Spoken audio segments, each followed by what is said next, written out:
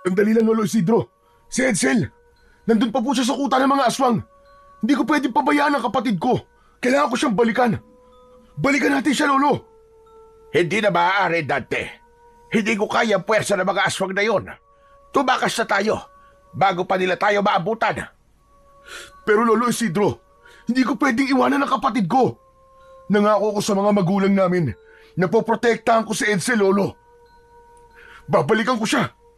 Edsel, makinig ka sa akin. Alam ko mabigat ito para sa iyo.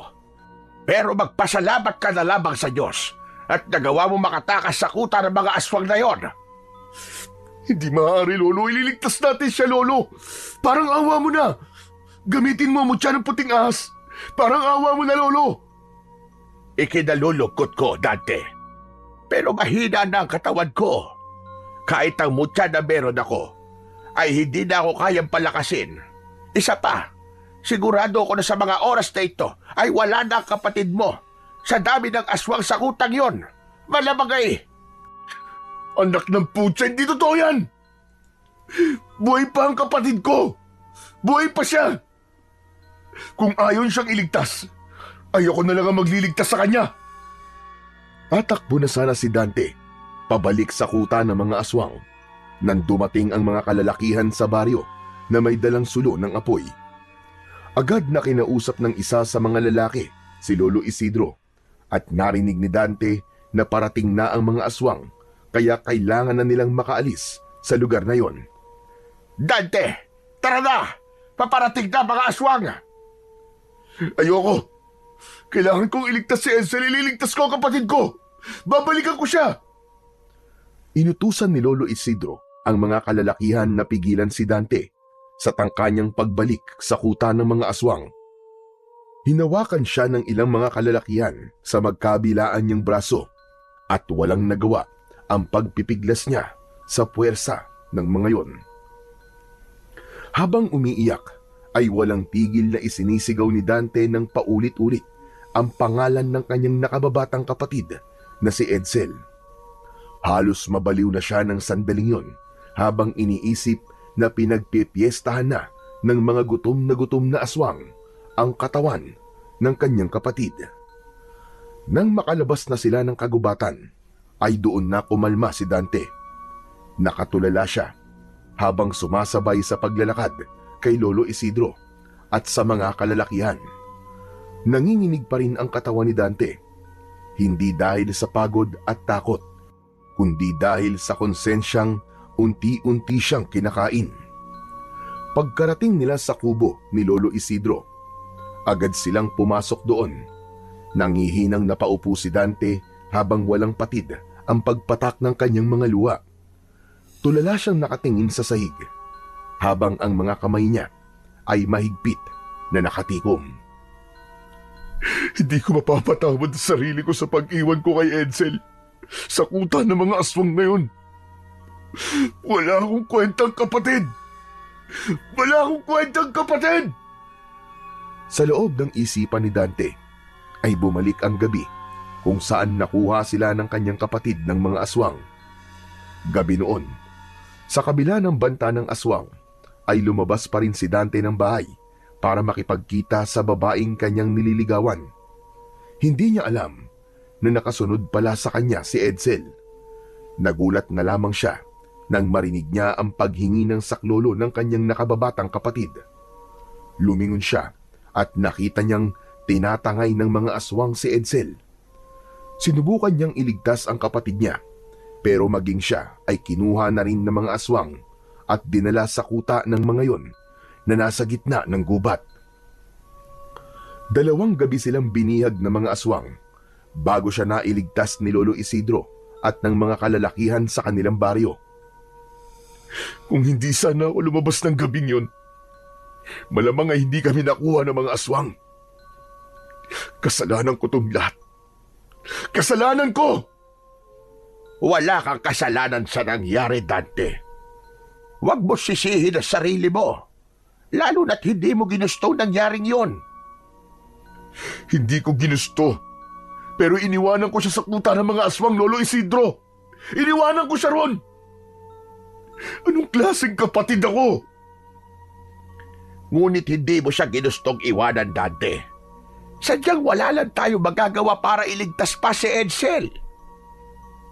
Sana, iniwan niyo na lang din ako dun, Lolo. Sana hinayaan niyo lang ako makasama si Edsel para dalawa kami pinatay ng mga aswang. Mga hayop sila. Mas gugustuhin ko pang mamatay kasama si Edsel kesa mabuhay ako na wala siya. Biglang bumagsak ng malakas ang isang kamay ni Lolo Isidro sa mesa. Nagulat si Dante. Nang tumingin siya sa matanda, ay matalim ang mga mata nito habang nakatitig sa kanya. Huwag mong sabihin yan, Dante. Alam mo bang halos ikamatay ng mga kalalakihan sa baryo ang pagsagip sa inyo? Alam mo bang ilang buhay ang nalagay sa panganib para lang mailigtas kayo, magkapatid? Huwag mong ipaparinig yan sa mga taong isinugal ang buhay nila para sa inyo, magkapatid. Huwag mong binabaliwala ang sakripisyong ginawa nila para sa inyo. Mas lalong lumakas ang hagulgol ni Dante. Halos hindi na siya makahinga sa labis na pag-iyak at pag-aalala para sa kanyang nag-iisang kapatid. Naiintindihan naman niya si Lolo Isidro, pero habang iniisip niya ang nangyayari sa kapatid niya, ay hindi niya maiwasang mas lalong panghinaan. Patawad, Dante. Hindi kita dapat tinaasan ang boses. Alam ko natatakot ka, pero isang bagay lamang ang iyong tatandaan. Merong dahilan kung bakit ikaw lang ang nakaligtas. May dahilan kung bakit nangyayari ang lahat ng ito. Lolo Isidro, hindi ko maisip kung anong dahilan ng sinasabi mo. Sabihin mo nga sa akin para maintindihan ko lahat. Hindi ko rin alam, Dante. Mahirap man tanggapin pero minsan ay may mga masasakit na pangyayari na hindi natin agad malalaman kung bakit kailangan yung mangyari. Pero darating at darating ang araw, mahahanap mo rin ang kasagutan. Pinunasan ni Dante ang kanyang luha, pero hindi pa rin maalis-alis ang bigat sa kanyang puso. Pakiramdam niya ay isa siyang malaking kabiguan sa kanyang mga magulang dahil hindi niya nagawang iligtas ang kanyang nakababatang kapatid mula sa mga aswang na dumukot sa kanila. Matapos na mag-usap ni Dante at Lolo Isidro, ay nagtungo na si Dante sa kwarto nila ni Edsel. Nang humiga siya, ay mas lalo siyang napaiyak sapagkat hindi siya sanay na hindi niya katabi sa higaan na yon ang kanyang kapatid. Mula pa pagkabata, ay si Dante na ang tagapagtanggol ng kanyang kapatid na si Edsel. Noon ay may isang maliit na sakahan ang kanilang ama at ang ina naman nila ay laging abala sa paghahabi ng banig na ibinibenta nito sa palengke. Hindi man marangya ang kanilang buhay, ay sapat naman yon para sa kanila. Hanggang sa dumating ang gabing bumago sa buhay nila. Isang malakihang pag-atake ng mga aswang ang nangyari sa loob ng kanilang baryo. 10 taong gulang pa lamang siya noon, habang si Edsel naman ay 5 taong gulang. Sa pag-ataking yon ay namatay ang kanilang mga magulang nang dahil sa pagtatanggol sa kanilang magkapatid mula sa mga aswang. Mula noon ay si Lolo Isidro na ang kumupkup sa kanila. Ito na ang tumayong mga magulang nilang magkapatid. Mahina ang katawan ni Edsel at madali itong kapitan ng sakit. Kaya naman, si Dante ang naging tagapagtanggol ng kanyang nakababatang kapatid. Kapag may batang nambubuli kay Edsel dahil sa kapayatan nito, ay hindi nagdadalawang isip si Dante na manuntok, lalo na kapag nakikita niyang pinapaiyak ang kapatid niya. Kaya nang gabing dinukot sila ng mga aswang, ay hindi niya mapatawad ang sarili. Nangako kasi siya sa mga magulang niya na poprotektahan niya palagi si Edsel. Matapos maalala ang lahat ng yon, ay pilit na pumikit si Dante at pilit niyang isinantabi ang sakit na kanyang nararamdaman. Ngunit kahit na anong gawin niya, ay hindi niya matakasan ang katotohanan na iniwan niya ang kapatid niya sa kamay ng mga aswang. Sa nakalipas na 2 araw, ay madalas na walang imik si Dante. Palagi siyang tahimik na nakaupo sa may bintana na para bang hinihintay niya ang pagbabalik ng kanyang kapatid. Hindi niya pa rin matanggap ang sinapit ni Edsel. Kung minsan pa nga, nagigising si Dante sa gitna ng gabi dahil napapanaginipan niya si Edsel na umiiyak at humihingi ng tulong. Maging sa pagkain ay wala siyang gana. Hindi siya makatulog ng mahimbing at sa umaga ay madalas siyang umiiyak sa gitna ng kanyang mga gawain. Kaya naman isang umaga ay hindi na kinaya pa ni Dante. Nagdesisyon siyang magtungo sa kuta ng mga aswang kahit pa alam niyang delikado. Mabilis niyang tinahak ang daan patungo sa gubat. Dumaan siya sa masukal na daan. Nang marating ni Dante ang kuta ng mga aswang, ay napahinto siya. Bumalik sa alaala niya ang unang gabi na dinala sila roon ni Edsel ng mga aswang na dumukot sa kanila. Tahimik ang paligid at nagtaka siya dahil wala siyang nakitang kahit na isang aswang doon. Ang amoy ng dugo at nabubulok na laman ay wala na. Napapitlag si Dante nang marinig ang isang tinig sa kanyang likuran. Mukhang nilisa na nila ang kuta nila dahil nalaman na ng mga tao kung saan sila nagtatago. Malamang niya ay nagtatayo na naman sila ng panibagong kuta. Hindi sumagot si Dante.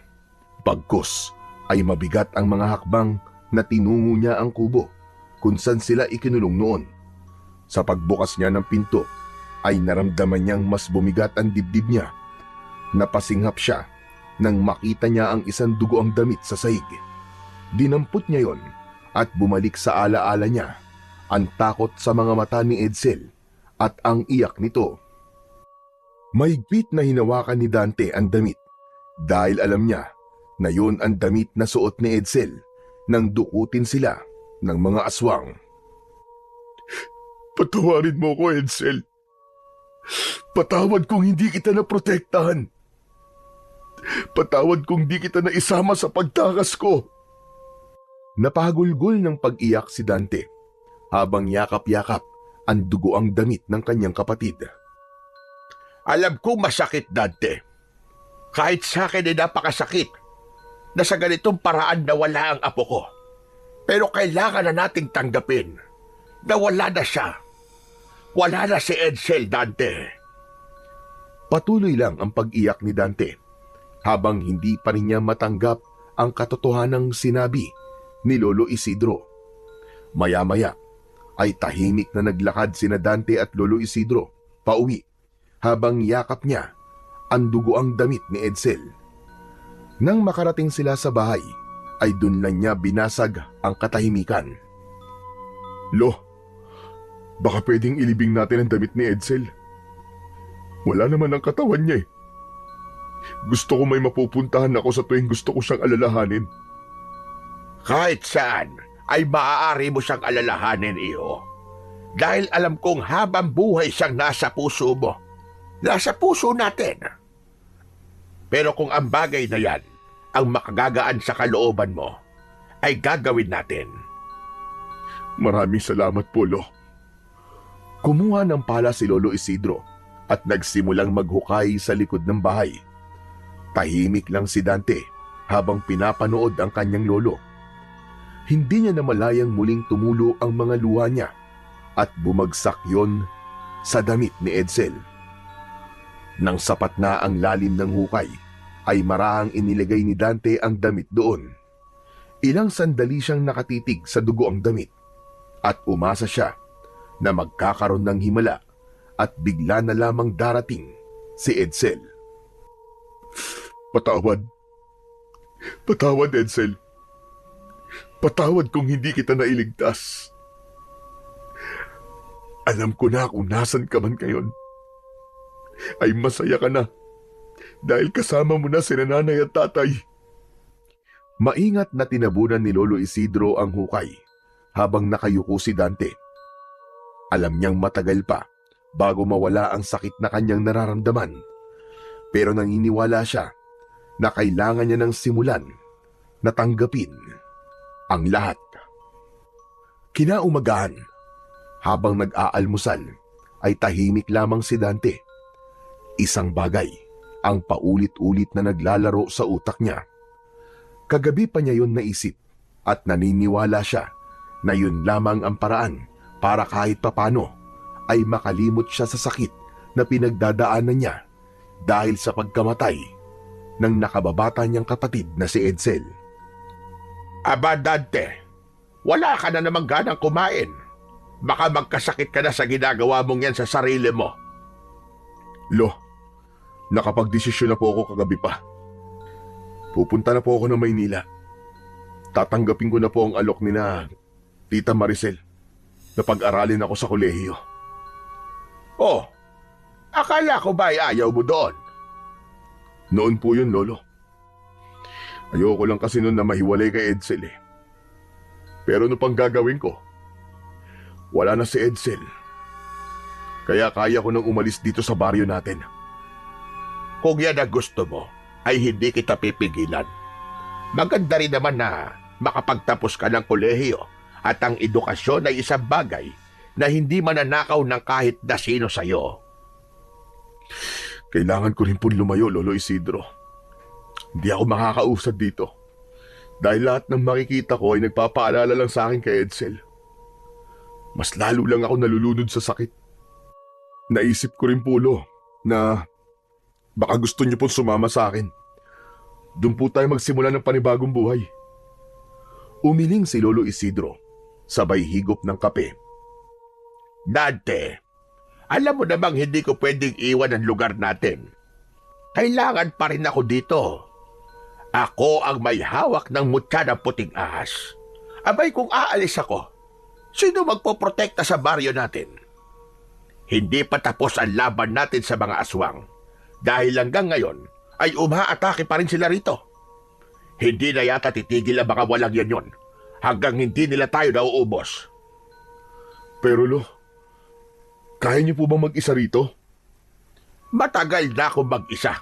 Bago pa man ako ang mag-alaga sa inyo ni Edsel, hindi ba? Huwag mo kong intindihin. Ang intindihin mo ay ang buhay na bubuuhin mo uli sa Maynila. Wala nang nagawa si Dante kundi tanggapin ang desisyon ng kanyang lolo. Alam niyang hindi niya ito mapipilit. Ngunit sa kabila ng pagnanais niyang magsimula ng bagong buhay sa malayo, ay may bahagi niya na natatakot na iwanan si Lolo Isidro. Mabilis na dumating ang araw ng pag-alis ni Dante patungong Maynila.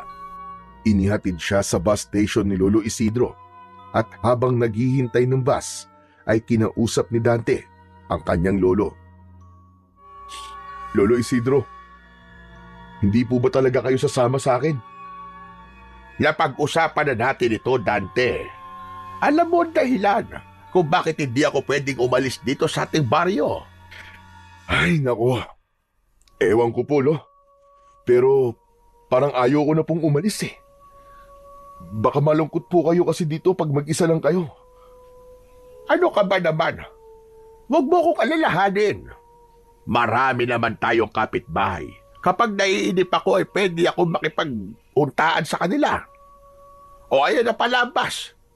Dali na, sumakay ka na para makaalis ka na kagad. Bago tuluyang sumakay ng bus, ay isang mahigpit na yakap ang ibinigay ni Dante sa kanyang lolo. Sa kabila ng pangungulila sa baryo at kay Lolo Isidro, ay inisip na lang niya ang magandang buhay na naghihintay sa kanya sa Maynila, lalo na kapag nakapagtapos na siya ng pag-aaral sa kolehiyo. Pagdating ni Dante sa Maynila, ay malugod siyang tinanggap ng kanyang tita Maricel at itinuring siya nitong parang sariling anak. Pinili ni Dante na kunin ang kursong civil engineering. Yun ay isa sa mga pangarap niya na matagal niya nang nais abutin, ngunit hindi niya nabigyang pansin dahil sa pag-aalaga sa kanyang kapatid. Lumipas ang 5 taon ng pagsisikap at pagpupuyat, at sa wakas ay naging ganap ng inhinyero si Dante. Nakahanap siya ng trabaho sa isang kilalang kumpanya at unti-unti siyang bumuo ng bagong buhay sa lungsod. Subalit sa kabila ng mga tagumpay niya sa buhay, ay hindi kailanman nawala sa kanyang puso't isipan si Edsel. Paminsan-minsan ay bumabalik sa kanya ang mga alaala ng kanyang kapatid. Hanggang sa unang pagkakataon, matapos ang 5 taon, ay nagpasya si Dante na bumalik sa kanilang baryo upang bisitahin si Lolo Isidro. Ang totoo, kung hindi lang dahil kay Lolo Isidro, ay hindi na siya babalik doon dahil natatakot siyang harapin muli ang masasakit na alaalang iniwan niya na roon. Pagbaba ni Dante mula sa sinasakyang tricycle, ay bumungad kagad sa kanya ang baryong minsang naging mundo niya. Marami na rin ang nagbago. May mga bagong tayong bahay at mukhang mas tahimik na ang baryo. Pero sa bawat hakbang niya ay may kirot siyang nararamdaman sa kanyang dibdib. Bawat sulok kasi ng lugar na yon ay nagpapaalala sa kanya ng masasayang sandali na kasama niya pa si Edsel. Mabigat ang hakbang ni Dante habang palapit sa bahay ni Lolo Isidro, hanggang sa nakita niya si Lolo Isidro na abala sa pagdidilig ng mga tanim nitong gulay sa gilid ng bahay. Mas payat na ito ngayon kaysa dati at kita sa kilos nito ang panghihina ng katawan. Hindi na nito namalayan na nakalapit na siya. Lolo Isidro! Napahinto ang matanda at dahan-dahang lumingon sa kanya. Napakagat-labi si Dante nang makita ang mukha nito. Kulubot na ang balat nito at kita sa mga mata nito ang pagod at katandaan. Bumaha ang emosyon sa kanyang dibdib. Hindi niya napigilan ang pag-agos ng kanyang luha. Binitiwan niya ang dala niyang bag at parang bata na niyakap niya ang lolo niya. Patawad po, Lolo. Patawad po dahil 5 taon po akong hindi bumalik dito.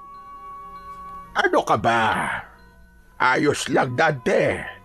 Ang mahalaga ay nagbalik ka. Nandito ka na ulit. Hindi mo alam kung gaano ko kasaya ngayon. Mariin na ipinikit ni Dante ang mga mata. Malakas siyang napahagulgol dahil alam niya sa kanyang sarili na malaki ang pagkukulang niya sa kanyang lolo. Pero nangako siya sa kanyang sarili na dahil kaya na niya, ay ibibigay niya rito ang maginhawang buhay na nararapat para dito. Nang humupa ang emosyon ni Dante, ay pumasok na sila sa loob ng bahay.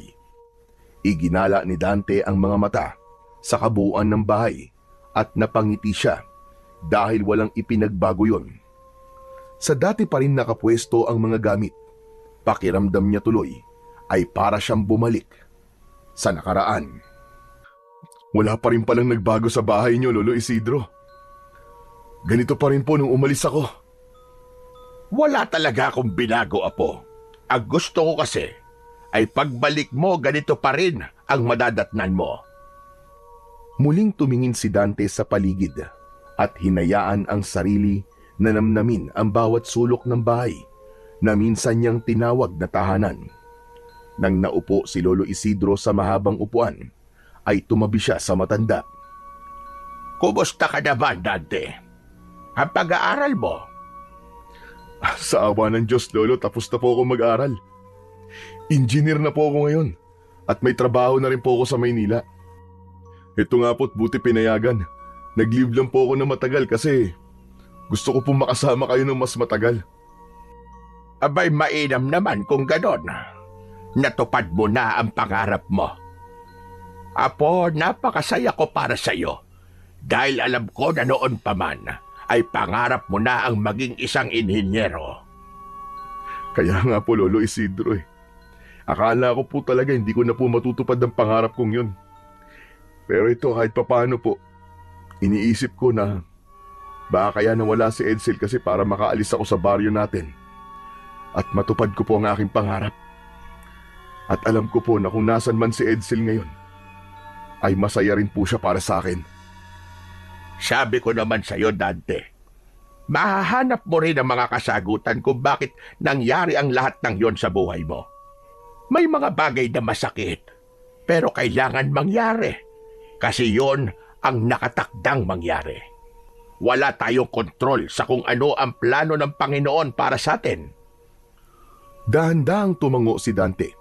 Kahit masakit ang pagkawala ni Edsel, gusto niyang maniwala na may dahilan ang lahat. Ngumiti siya ng bahagya kahit may lungkot pa rin sa mga mata niya. Kinagabihan ay may ngiti sa labi na dumulog sa pagkainan si Dante nang makita niya ang nilutong ulam ng kanyang lolo Isidro. Ang ulam ay adobong manok na may kasamang nilagang itlog. Simpleng putahe lamang yun, pero paboritong-paborito yun ni Dante, lalo na kapag si Lolo Isidro ang nagluto. Tinikman niya ang adobong manok at tumangu-tangu siya. Iba pa rin talaga ang luto mo, Lolo Isidro. Kahit sang kainan sa Maynila, walang tatalo sa adobo mo. Ito talaga ang pinakamasarap na adobo sa buong mundo. Maniwala ka, Lolo Isidro. Yan talaga ay niluto ko at alam kong matagal ka nang hindi nakakatikim ng adobo ko. Kaya nga, Lolo eh. Nagjejeta ako pero bahala na. Sinimulan na nilang kumain. Habang ninanamnam ni Dante ang bawat subo, ay naalala niya ang isang dahilan kung bakit siya bumalik sa baryo nila. Tumingin siya kay Lolo Isidro at nag-ipon ng lakas ng loob bago nagsalita. Lolo, gusto niyo na bang sumama sa akin sa Maynila? Meron na po akong pinapatayong bahay doon. Doon na po kayo manirahan. Malawak din po ang bakuran ko ron, kaya pwede kayong magtanim kagaya po ng ginagawa niyo rito. Hindi ko pa pwedeng iwanan ang baryo natin, Apo. Dahil pa rin po ba sa mga aswang? Tumango ang matanda bilang pagsagot. Pambihira. Hanggang ngayon pala hindi pa rin sila humihinto sa pagsalakay at pamimeste dito. Pero Lolo, matanda na po kayo. Hindi po ba oras na para huminto na po kayo sa pakikipaglaban? Dante, iho. Hanggat may mga sumasalakay na aswang dito, at hanggat ako ang nagmamay-ari ng mutya ng puting ahas, ay makikipaglaban pa rin ako sa mga aswang. Mahal na mahal ko ang baryo na ito, at hindi ko ito pwedeng iwanan nang hindi nauubos ang mga hinayupak na aswang na yan. Napatingin si Dante sa kwintas na suot ng kanyang lolo. Isang simpleng itim na tali yon na may palawit na puting bato. Ang puting batong yon ay ang tinutukoy ng lolo niya na mutya ng puting ahas. Ipinamana yon kay Lolo Isidro ng lolo nito. Ang mutya ng puting ahas ay isang mahiwagang mutya na nagtataglay ng kapangyarihan laban sa mga aswang. Bata pa lamang si Dante nang una niyang masaksihan ang totoong kapangyarihan ng mutya. Isang gabi, sinalakay ng mga aswang ang baryo nila. Nakita niyang humawak si Lolo Isidro sa mutya at biglang bumalot sa katawan nito ang isang liwanag na tila nagbigay rito ng kakaibang lakas. Maraming aswang na napatay noon si Lolo Isidro at simula ng gabing yon ay naniwala na siya sa taglay na kapangyarihan ng mutya. Nang sumunod na araw ay maagang nagising si Dante. Madilim-dilim pa ang paligid nang bumangon siya mula sa kanyang higaan at lumabas ng bahay. Agad niyang nakita si Lolo Isidro sa labas na abala sa pagpapakulo ng tubig sa isang lumang kalan na gawa sa bato.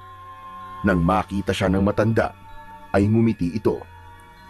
Aba, ang aga mo naman yatang magising, Dante. Magandang umaga po. Sanay na po kasi ako magising ng ganitong oras eh. Oo nga pala, Lolo Isidro. Magja-jogging lang po ako sandali ah. O sige, pero bumalik ka kagad para sabay tayo mag-almusal. Ngumiti si Dante bago tumalikod at nagsimulang tumakbo palabas ng bakuran. Ramdam niya ang sariwang simoy ng hangin habang nagja-jogging siya. Bawat lugar na kanyang nadadaanan ay may mga ala-alang bumabalik sa kanyang isipan. Walang direksyon ang kanyang ginawang pagtakbo at hinayaan lang niyang dalhin siya ng kanyang mga paa sa kung saan hanggang sa napadpad siya sa dulong bahagi ng baryo. Napahinto si Dante nang makita niya roon ang nakatayong isang napakalaking bahay. Malamansyon ang estruktura noon na hindi pangkaraniwan sa kanilang baryo. Napapalibutan yon ng mataas na pader at ang gate ay yari sa magandang uri ng bakal. Hindi siya makapaniwala na may nakapagtayo ng ganong uri ng bahay sa baryo nila. Napabuntong hininga si Dante bago tumalikod at nagsimulang tumakbo pabalik sa bahay ni Lolo Isidro. Hindi niya maalis sa isip ang malaking bahay na kanyang nakita. Sa kanyang pagtakbo ay hindi nakaligtas sa mga mata niya ang mga ligaw na bulaklak sa tabi ng daan. Kulay bughaw ang bulaklak at meron yung kakaibang taglay na ganda. Huminto si Dante at pumitas siya ng ilan sa mga bulaklak. Saka siya muling nagjogging pabalik sa bahay ni Lolo Isidro. Pagdating sa bahay ay nagtungo siya sa likod ng bahay.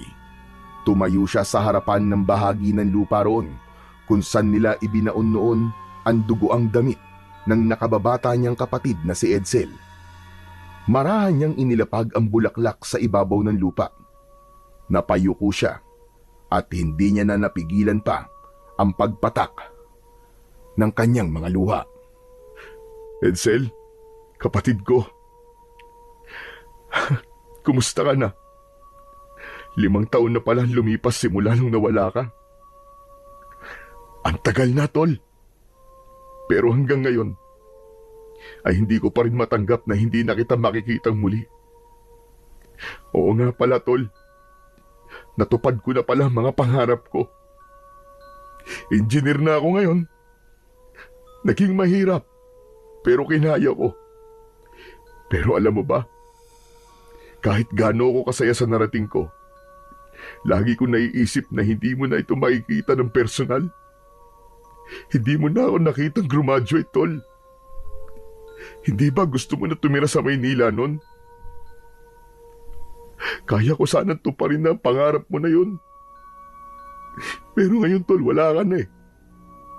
Alam mo ba, minsan iniisip ko kung bakit ikaw pang nawala. Bakit hindi na lang ako? Pero alam ko kung nasan ka man ngayon ay masaya ka na. Mahal na mahal kita, tol. At kahit kailan, hindi kita makakalimutan. Hinayaan ni Dante na dumaloy ang emosyon niya. Hinayaan niyang maramdaman ang presensya ng kanyang nakababatang kapatid kahit pa sa kanyang isip at alaala lang ito nananatili. Sandali pa siyang tumigil sa kanyang kinatatayuan bago siya nagdesisyon na umalis upang pumasok na sa bahay ni Lolo Isidro. Sa pagpasok ni Dante sa bahay ay naamoy niya kagad ang pritong tuyo at sinangag na kanin. Nakita niya si Lolo Isidro na naghahain na ng almusal sa pagkainan, kaya lumapit na siya rito. Oh, Dante, sakto ang dating mo. Kakain na tayo. Halika na't maupo ka na rito. Aba, sandali lang, ha? Bakit parang namumugto yata ang mga mata mo? Umiyak ka ba? Kinausap ko lang po sandali si Edsel sa likod ng bahay, Lolo. Doon po sa lugar kung saan natin ibinaon ang kanyang damit. Pakiramdam ko, Lolo, buhay pa rin ang kapatid ko. At nandito lang siya. Hindi man natin siya nakikita, pero alam kong hindi siya kailanman lumayo sa iyo. At sigurado ko na ipinagmamalaki ka niya. Napangiti si Dante dahil sa sinabi ni Lolo Isidro. Umupo na siya at nagsimula na silang kumain matapos niyang magtimpla ng kape. Sandaling huminto sa pagkain si Dante nang may maalala siya. Piniga ang kanyang mga kamay, tila nabawasan ang bigat sa kanyang dibdib. Sana nga, Lolo. Sana nga. Pinisil ni Lolo Isidro ang balikat ng kanyang apo bago kinuha ang sandok at nagsimulang maghain ng kanin sa kanilang pinggan. Sige na, kumain na tayo. Sinimulan nilang kainin ang masarap na sinangag. Habang kumakain, Biglang naalala ni Dante ang nakita niya kanina habang nagja-jogging. Lo, oo nga pala. Habang nagja-jogging po ako, napunta po ako doon sa dulo ng baryo. Napansin ko po yung malaking bahay na parang mansyon doon. Kanino po yun? Ang mansyon. Kay Don Hidalgo yon. Dahil lang siya rito sa baryo natin. At binili niya yung lupang doon sa dulo ng baryo. Tapos pinatayuan niya ng bahay niya. Alam mo ba, simula na dumating siya rito, ay nagkaroon ng magandang pagbabago sa lugar natin. Bakit po? Ano po bang ginawa niya? Siya na po ba ang bagong kapitan dito? Hindi naman. Marami kasi siyang tinulungan na kababayan natin dahil sa kanyang sakahan.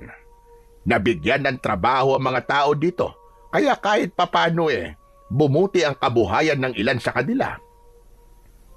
Aba, mukhang mabuting tao po si Don Hidalgo. At least kahit papano, may magandang naidulot ang pagdating niya po rito. Kahit nga ako kumikita dahil sa kanya. Nang makita niya kasi ang mga tanim kong gulay, sinabi niya sa akin na siya ang bibili ng mga gulay ko. Hanggang ngayon ay sa taniman ko pa rin siya bumibili kapag kailangan niya ng gulay. Naputol ang pag-uusap ni Dante nang makarinig sila ng marahang pagkatok sa pinto. Si Lolo Isidro na ang tumayo at binuksan nito ang pinto. Hindi masyadong naintindihan ni Dante ang pinag-usapan ng dalawa dahil mas nakatuon ang pansin niya sa pagkain. Ilang saglit pa ay bumalik na si Lolo Isidro sa mesa at may hawak ito na isang itim na sobre. Sino po yun, Lo? Si Kapitan Ruben. Inabot niya itong imbitasyon mula kay Don Hidalgo. Welcome party raw mamayang gabi para sa anak niyan si Ethan. Halos lahat ng taga-baryo ay imbitado. Welcome party? So, may anak po pala si Don Hidalgo? Oo, pero sa pagkakaalam ko, ay sa ibang bansa lumaki si Ethan. Ngayon lang siya uuwi rito sa baryo. Kailan daw po yung party? Mamayang gabi na. Doon mismo sa mansyon nila gaganapin. Hindi ba napakabait niya talaga, Apo? Biruin mo. Imbis na mga mayayaman at kilalang tao ang iimbitahan niya sa kasiyahan sa bahay niya, ay isinama pa niya ang mga tao rito sa baryo. Di kung ganun, Lo, pupunta po kayo mamayang gabi ron. Nako, siguradong magagamit niyo na naman po mga dance move niyo. Nako, hindi na. Matanda na ako para sa mga ganyang kasiyahan. Siya pa kailangan ko rin magbantay. At baka mamaya samantalahin ng mga aswang ang kasiyahan mamaya. At baka bigla silang umatake. Kung gusto mo, ikaw na lamang ang pumunta.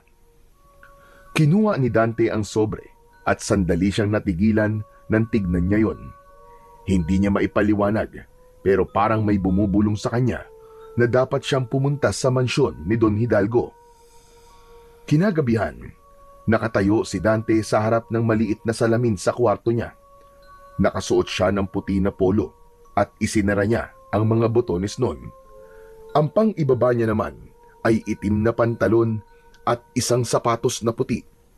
Maya-maya ay lumabas na siya ng kwarto at nakita niya si Lolo Isidro na nakaupo sa lumang upuan nito habang humihigop ng mainit na salabat. Lo, alis na po ako, punta na po ako doon. Isputing na sputing, ayos ang forma mo Para kang pupunta sa binyagan. Ano ka ba, Lo? Party po ang pupuntahan ko, hindi binyag. Nagbibiro lang naman ako. Sige na. Pero wag mong kalilimutan ang pinaka-importante sa lahat, Mag-Sharon ka. Ha? Ano pong mag-Sharon? Pabihira na ito. Ilang taon kang tumira sa Maynila pero hindi mo alam ang mag-Sharon. Di magbalot ka ng pagkain doon sa party at uwian mo ako.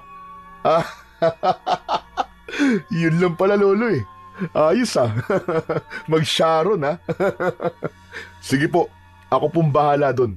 Ipag-Sharon po kita mamaya. Matapos yun, ay lumabas na si Dante ng bahay at naglakad na patungo sa mansyon ni Don Hidalgo. Habang palapit siya roon, ay dinig niya ang malakas na tugtugan mula roon. Pagkarating niya sa harapan ng malaking gate ng mansyon, nakita niya ang isang gwardya. Iniabot niya rito ang itim na sobre at saka siya nito hinayaang makapasok. Nang makapasok na si Dante sa malawak na bakuran ng mansyon, ay nakita niya kung gaano kaingrande ang welcome party na yon para sa anak ni Don Hidalgo. Maganda ang pagkakaayos ng mga lamesa at upuan. Meron din doon 2 mahahabang lamesa na puno ng masasarap na pagkain. Sa unahan naman ay may isang maliit na entablado. Hindi nagtagal ay isang lalaking nasa 50 na ang edad ang lumabas mula sa loob ng mansyon. Nakasuot ito ng isang magarang Amerikana na kulay navy blue na may gintong embroidery sa mga gilid. May manipis itong bigote at ang buhok nito ay maayos na nakabrush up. Kinuha ng lalaki ang mikropono at humarap sa mga bisita matapos nitong umakyat sa stage. Magandang gabi sa inyong lahat. Para sa mga hindi nakakakilala sa akin, hayaan nyo na magpakilala ako sa inyo. Ako po, si Don Hidalgo Enriquez. Maraming salamat sa inyong pagpunta sa gabing ito. Ang okasyong ito ay hindi lang isang simpleng salo-salo, kundi isang espesyal na pagtitipon para sa pagbabalik ng aking nag-iisang anak na si Ethan. Nagpalakpakan ang mga tao, kaya nakipalakpak na rin si Dante. Habang nakatingin siya kay Don Hidalgo, ay hindi niya maintindihan kung bakit may kakaiba siyang naramdaman. Mabigat ang presensya ni Don Hidalgo para sa kanya, kahit pa hindi naaalis ang matamis na ngiti nito sa mga labi. Hindi ko na kayo bibitinin pa. Ang dahilan ng pagtitipong ito ay upang ipakilala ko sa inyo ang nag-iisang anak ko, si Ethan. Lumingon si Don Hidalgo patungo sa malaking pintuan ng mansyon. Bumukas ang malaking pinto at lumabas mula roon ang isang binata. Naglakad yon patungo sa entablado. Ang tindig nito ay matikas. Nakasuot ito ng isang puting long sleeve na nakatupi ang manggas, itim na slacks at itim na sapatos. Nanlaki ang mga mata ni Dante. Hindi siya makapaniwala nang makita niya si Ethan. Bumilis ang tibok ng puso niya dahil kamukhang kamukha ni Edsel si Ethan. Kahit ang paraan ng mga galaw nito at ang ekspresyon ng muka ay eksaktong kagaya sa kanyang nakababatang kapatid. Ang pagkakaiba lamang ay nagmukhang mas mature na ito. Inabot ni Don Hidalgo ang mikropono kay Ethan. Magandang gabi po sa inyong lahat. Ako po si Ethan Enriquez. Masaya po akong makilala kayo at makasama ngayong gabi. Bagamat lumaki po ako sa ibang bansa, nais ko po maging bahagi ng lugar na ito. Maraming salamat po sa inyo. Nagpalakpakan ang mga tao, ngunit para kay Dante ay wala siyang naririnig kundi ang boses ni Ethan. Pagkababa ni Ethan mula sa entablado ay hindi na nakapagpigil si Dante. Agad siyang sumugod palapit dito at niyakap niya ito ng mahigpit. Nagulat siya nang malakas siyang itulak ni Ethan palayo. Halata sa mukha nito ang pagtataka at inis. Nawalan siya ng balanse at napaupo siya sa lupa. Sino ka? At bakit mo ako niyayakap ng basta-basta, ha? Tumayo si Dante habang hindi niya inaalis ang tingin kay Ethan. Edsel, hindi mo ba ako kilala? Ako to, ang Kuya Dante mo. Pasensya na, pero hindi kita kilala. Ngayon lang kita nakita eh. Ikaw si Edsel, sigurado ako. Hindi ako maaaring magkamali. Magkapatid tayo. Edsel, Diyos ko, hindi ako makapaniwala na buhay ka. Paano ka nakaligtas sa mga aswang? Sorry pero hindi ko alam ang sinasabi mo. Tigilan mo ang pagtawag sa akin ng Edsel dahil hindi Edsel ang pangalan ko. Papa, sino ba ang taong to?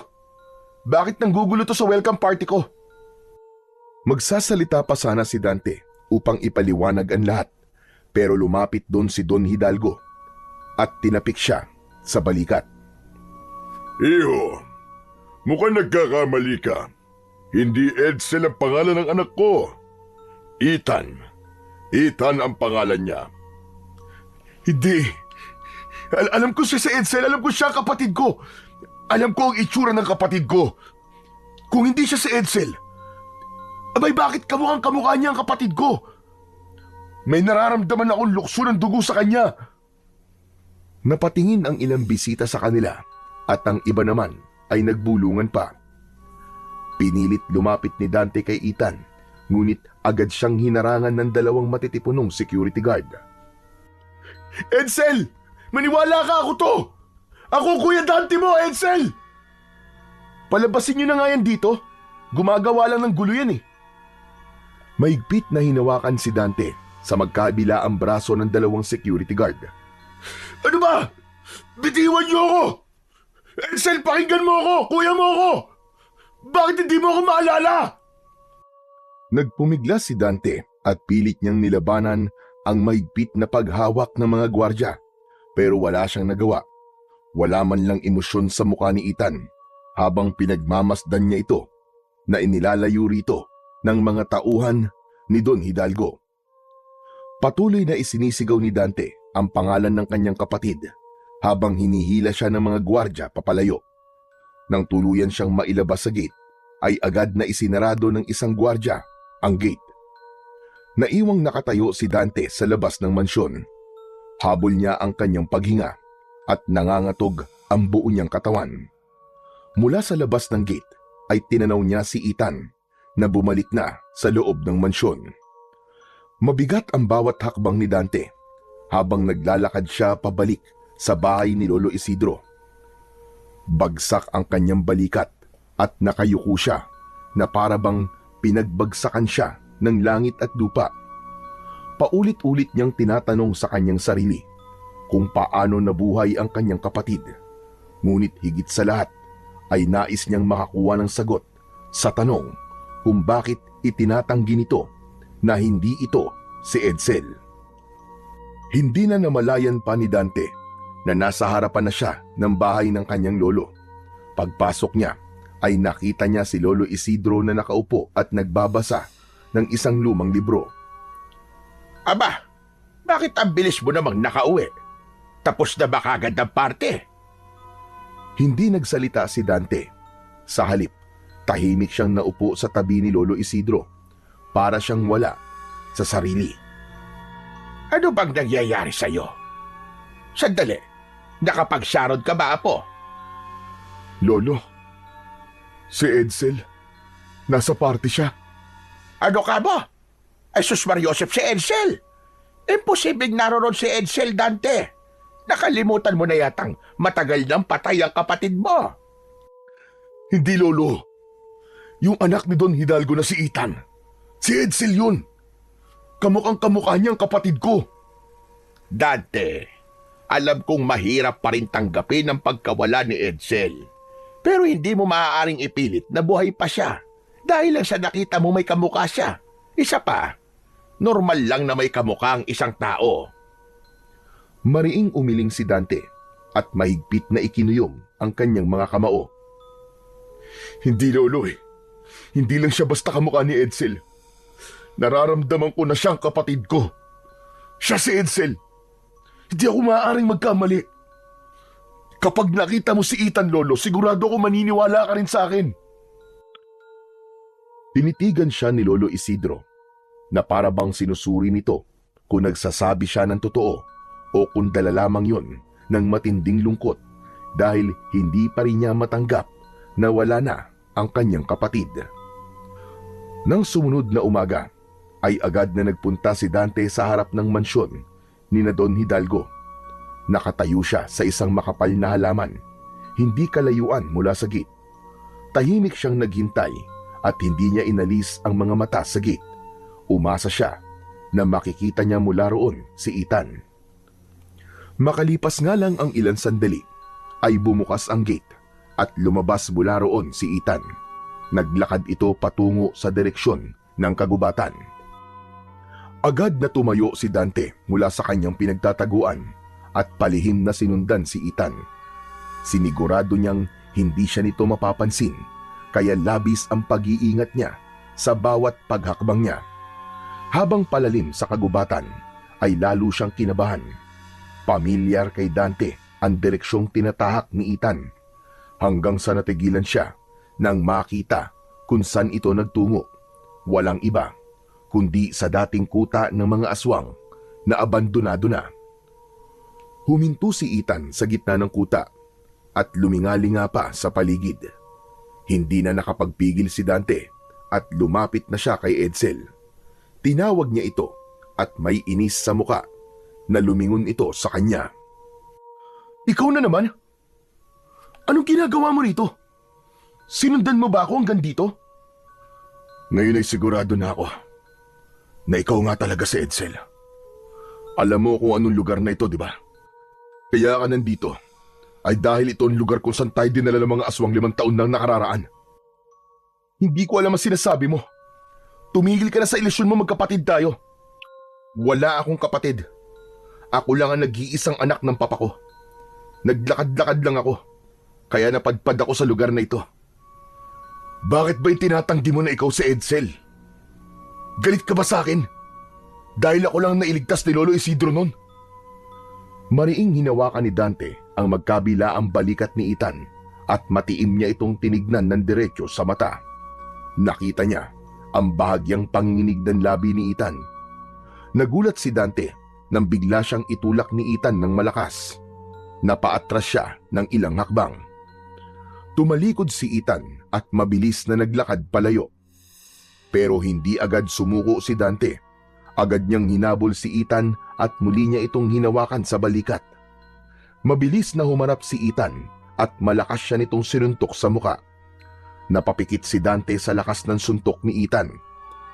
Nawalan siya ng panimbang at napaupo siya sa lupa. Kapag hindi mo ako tinantanan, pulis na ang makakaharap mo. Huwag mo akong subukan. Kayang-kaya kitang ipakulong. Lalo na't hindi naman kita kaano-ano. Muling tumalikod si Ethan at malalaki ang mga hakbang na naglakad palayo kay Dante. Sa kabila ng pananakit ni Ethan, ay hindi pa rin nawala sa isipan ni Dante na ito nga ang kapatid niyang si Edsel. Mabigat ang hakbang ni Dante nang maglakad siya pabalik sa bahay ni Lolo Isidro. Maapdi pa rin ang kanyang labi dahil sa suntok na natanggap niya kay Ethan. Papasok na sana siya sa bahay nang sumulpot mula sa gilid ng bahay si Lolo Isidro na may dalang mga kahoy na panggatong. Bumakas ang pag-aalala sa mukha ng matanda nang makita ang pasa sa mukha niya. Abe, ano nangyari sa iyo, Apo? Bakit may pasa ka sa mukha mo? Sinuntok po ko ni Edsel. Anong ibig mong sabihin? Baka si Ethan. Bakit ka naman niya susuntukin? Sinundan ko po siya. Nagpunta po siya doon sa dating kuta ng mga aswang. Alam kong alam niya po na doon kami dinala ng mga aswang na dumukot sa amin dati. Kaya gaya ko, ay binalikan din po niya ang lugar na yon. Pinilit ko sa kanya na siya si Edsel. Hanggang sa nagalit na siya, kaya sinuntok niya ako. Umiling si Lolo Isidro at napabuntong hininga. Kaya ka naman pala sinuntok kasi masyado kang makulit. Ano ba naman yan, Dante? Kung si Edsel nga ang Ethan na yon, hindi ba dapat natuwa siya nang makita ka niya? Ramdam ko pong galit siya sa akin, Lolo. At alam ko po kung bakit. Iniisip po niya na iniwanan ko siya noon. Akala niya pinabayaan ko siya sa kamay ng mga aswang. Nagtagpo ang mga mata ni Dante at Lolo Isidro. Hindi na nagsalita ang matanda at napailing na lamang ito. Ramdam niya na hindi pa rin kumbinsido ang lolo niya sa mga sinasabi niya. Pero naniniwala siya na sa oras na makita ni Lolo Isidro si Ethan ay maniniwala ito na nagsasabi siya ng katotohanan. Kinagabihan, sa gitna ng maimbing na pagtulog ni Dante, ay bigla siyang nagising dahil sa kaguluhan sa labas. Agad siyang bumangon at sumilip sa bintana. Nanlaki ang kanyang mga mata nang makita ang ilang mga aswang na inaatake ang mga tao sa labas nila. Hindi na siya nag-isip at mabilis siyang lumabas ng kwarto at nagulat siya nang makita niya si Lolo Isidro na palabas na ng bahay habang may dalang buntot ng pagi. Lolo, ano gagawin mo? Saglit siyang nilingon ng matanda. Matigas ang ekspresyon sa mukha nito. Lalabas ako para lumaban sa mga aswang. Hindi ko pwedeng hayaang patayin nila mga tao rito. Nagmadali si Dante patungo sa kusina at dinampot ang itak na nakasabit sa dingding. Matapos yun, ay binalikan niya ang kanyang lolo na palabas na ng bahay. Sasama ako sa inyo, Lolo. Oras na para makatulong ako sa pakikipaglaban niyo sa mga aswang. Hindi pwede, Dante. Hindi mo alam kung paano makipaglaban. Dito ka lang. Mas ligtas ka rito sa loob ng bahay. Pero Lolo, Wala nang pero-pero. Kapag sinabi ko dito ka lang, dito ka lang. Sa tono ng pananalita ni Lolo Isidro, alam ni Dante na kahit na anong pilit at sabihin niya, ay hindi ito papayag sa gusto niya. Kaya sa huli ay sinunod na lamang niya ang sinabi ng matanda. Matapos yun ay lumabas na si Lolo Isidro at naiwang mag-isa si Dante sa loob ng bahay. Nais niyang tulungan ang kanyang lolo, ngunit alam niya na magagalit lamang ito sa kanya. Isinarado na lang ni Dante ang pinto at sumilip siya sa bintana. Hindi niya inalis ang mata niya kay Lolo Isidro na matapang na nakikipaglaban sa mga aswang gamit ang buntot ng pagi. Alam niya na malakas ang loob nitong makipaglaban sa mga aswang dahil sa suot nito ang mutya ng puting ahas na nagbibigay rito ng lakas. Isang aswang ang malakas na hinampas ni Lolo Isidro gamit ang buntot ng pagi. Napasigaw ang aswang nang lumatay yon sa mukha nito at nag-iwan ng malalim na sugat. grabe. Kahit ugod-ugod na si Lolo, halimaw pa rin siya sa pakikipaglaban. Sige Lolo, hampasin mo pa. Huwag kang titigil hanggat hindi nauubos sa mga aswang na yan. Hangang-hanga si Dante sa pakikipaglaban ng kanyang lolo. Ngunit habang tumatagal ay napapansin niya na hindi na ito kasing bilis tulad ng dati. Hindi niya maitatanggi na malakas pa rin si Lolo Isidro, pero halata na ang pagbagal ng galaw at atake nito. Dahil doon ay biglang kinabahan si Dante. Hanggang mula sa likuran ng kanyang lolo ay isang aswang ang umatake. Bago pa man makaiwas ang matanda, ay bumaon na ang matutulis na kuko ng aswang sa likod nito. Hindi na nag-isip pa si Dante at muli niyang kinuha ang itak. Patakbo siyang lumabas ng bahay at nilapitan niya ang aswang na umatake sa kanyang lolo. Walang pagdadalawang isip na tinaga ni Dante ang aswang sa batok na agad nitong ikinabagsak sa lupa. Mabilis na lumingon si Lolo Isidro at nagulat ito nang makita niya si Dante. Dante, anong ginagawa mo rito? Sinabi ko naman sa iyo manatili ka lamang sa loob. Wala akong pakialam Lolo kahit magalit pa kayo sa akin. Sa ayaw at sa gusto nyo, makikipaglaban ako sa mga aswang. Muling sumugod ang mga aswang. Sa kabila ng sugat ni Lolo Isidro ay lumaban pa rin ito. Biglang umatake sa harapan ni Dante ang isang aswang. Kahit wala siyang alam sa pakikipaglaban, ay hindi siya umatras. Itinarak niya ang itak sa leeg ng aswang. At nang hugutin niya yon, ay sumirit ang masaganang dugo mula sa sugat sa leeg ng aswang at nangisay yung bumagsak sa lupa. Luminga si Dante upang hanapin si Lolo Isidro. Nakita niya na nakahiga sa lupa si Lolo Isidro habang isang aswang ang nasa ibabaw nito. Nagpapambuno ang dalawa, pero sa lagay ng kanyang lolo ay alam niya na wala itong laban. Mabilis na tumakbo si Dante para tulungan si Lolo Isidro. Nanlaki ang mga mata niya nang makita niyang nagawang hawakan ng aswang ang mga kamay ng lolo niya. Ngumanga ng malaki ang aswang at takmang sasakmalin si Lolo Isidro sa leeg.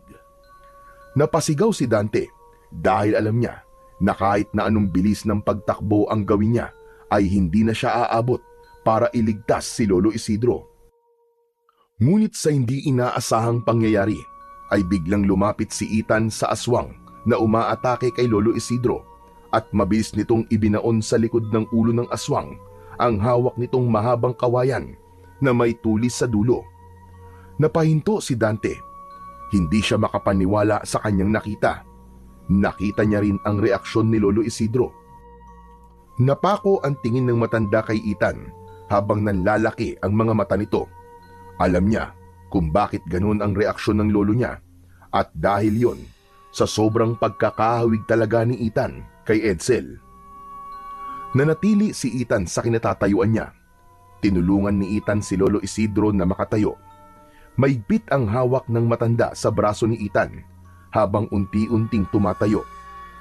Pagkatayo ay mabilis na niyakap ni Lolo Isidro si Ethan ng mahigpit. Ramdam ni Dante ang pagkasabik ng lolo niya sa apo nito na inakala nilang patay na. Kasabay ng tagpong yun, napansin ni Dante ang kakaibang nangyari sa paligid. Ang mga aswang na kanina lang ay walang habas na umaatake ay biglang tumakbo palayo sa baryo hanggang sa wala nang natirang aswang doon. Nang tuluyang mawala ang mga aswang, ay lumapit si Dante sa dalawa. Ngunit biglang kumalas si Ethan mula sa yakap ni Lolo Isidro. Maraming salamat sa pagliligtas mo kay Lolo Edsel. Ikaw nga si Edsel. Hindi ako makapaniwala na buhay ka pa, apo ko. Tumigil nga kayo. Hindi ako sabi si Edsel eh. At huwag niyo nang ipilit pa ang isang bagay na walang katotohanan. Matalim ang tingin ni Ethan sa kanilang dalawa bago ito tumalikod at mabilis na naglakad palayo. Edsel! Edsel, apo, sandali lang! Bumalik ka rito! Akmang hahakbang si Lolo Isidro para sundan si Ethel, pero agad itong pinigilan ni Dante. Maigpit ang kapit niya sa braso ng matanda. Pilit itong pinipigilan. Lolo, hayaan niyo na siya. Sinubukan ko na rin siyang kausapin pero patuloy lang niyang itinatanggi na siya nga si Edsel. Matagal pang nakatitig si Lolo Isidro sa papalayong si Ethan hanggang sa tuluyan na itong nawala sa paningin nila. Matapos yun ay inalalayan ni Dante si Lolo Isidro pabalik sa loob ng bahay. Pagkatapos nila ay pinaupo niya ang kanyang lolo at mabilis siyang kumuha ng bote ng alkohol, malinis na tela at benda mula sa isang lumang kahon na ginagamit nila bilang pangunang lunas. Maingat na hinubad ni Dante ang dugo ang damit ng kanyang lolo. Pumesto siya sa likod nito at kahit paano ay nagpasalamat siya sa Diyos dahil hindi ganun kalalim ang sugat nito sa likod. Napakislot si Lolo Isidro nang buhusan ni Dante ng alkohol ang sugat nito pero hindi ito umangal. Alam niya na sanay na ito sa mga ganong sugat dahil sa tagal na nitong nakikipaglaban sa mga aswang. Pabihira. Totoo nga ang sinabi mo, Dante. Ang anak ni Don Hidalgo ay walang iba kundi si Edsel. Ang nakapagtataka lang ay bakit hindi niya tayo kilala. Ramdam kong kilala niya tayo, Lolo. Pero nagpapanggap lamang siya na hindi. Ang hinala ko ay galit siya sa akin. Ang iniisip siguro niya ay iniwan ko siya nun. Akala niya ay sarili ko lang ang isinalba ko, pero ang totoo ay gusto ko siyang balikan nun para iligtas din sa mga aswang.